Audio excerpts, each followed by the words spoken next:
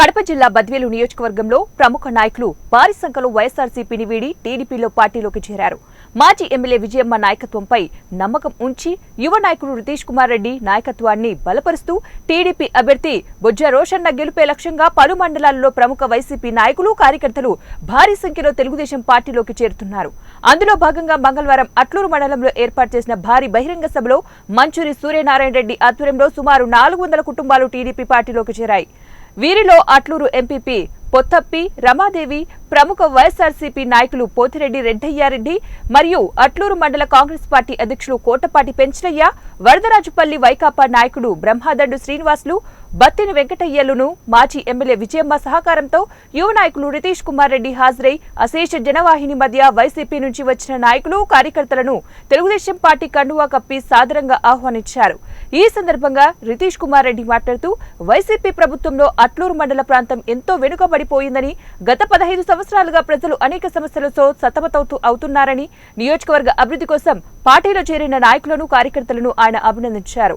అందరం కూడా కలిసి రాష్ట్ర అభివృద్ధి కోసం ముఖ్యమంత్రిగా చంద్రబాబు నాయుడు రావాలని, మన నియోజకవర్గంలో బొజ్జ రోషన్నని గెలిపించి అభివృద్ధికి బాటలు వేయాలని ప్రజలను, పార్టీ కార్యకర్తలను ఆయన కోరారు. ఈ కార్యక్రమంలో మండల టీడీపీ అధ్యక్షులు పి మల్లికార్జున రెడ్డి, శ్రీనివాసరెడ్డి, బోవిళ్ల నందగోపాల్ రెడ్డి, రాష్ట్ర తెలుగు మహిళా అధ్యక్షురాలు ఝాన్సీ తదితరులు పాల్గొన్నారు.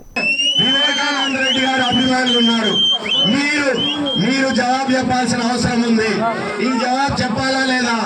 బాబాయిని ఎవరు చంపారు? 4 సంవత్సరాలు అయిపోయింది. 4 సంవత్సరాలు అయిపోయింది. ఈ రోజు ఈ కడప జిల్లా వాసి ఒక ఆయన చనిపోతే వాళ్ళ ఇంట్లో కుటుంబ సభ్యులు చనిపోయి న్యాయం పోరాటానికి మేము సంసిద్ధం.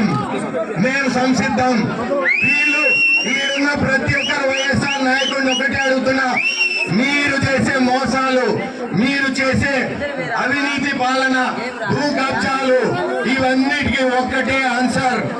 ఎవరు చర్చ మొదలు పెట్టాల్సింది. మీరు ఇవన్నిటికీ మీ ఆత్మ పరిశీలన చేసుకోండి. దయచేసి వైసీపీ నాయకులందరికీ ఆహ్వానిస్తున్నా. అక్కడ వారి వారసుడుగా రితీష్ అన్న గారు ప్రజల కష్టాలను చూసి ఆయన కూడా చెల్లించిపోయి పాదయాత్ర చేసి ప్రజల కష్ట నష్టాలను తెలుసుకొని మన గవర్నమెంట్ వస్తేనే 100 రోజుల్లో వారి కష్టాల నష్టాలను తీరుస్తారని మీ అందరికీ హామీ ఇవ్వడం మనందరికీ తెలిసిందే. ప్రజలారా, సోదరులారా గమనించండి.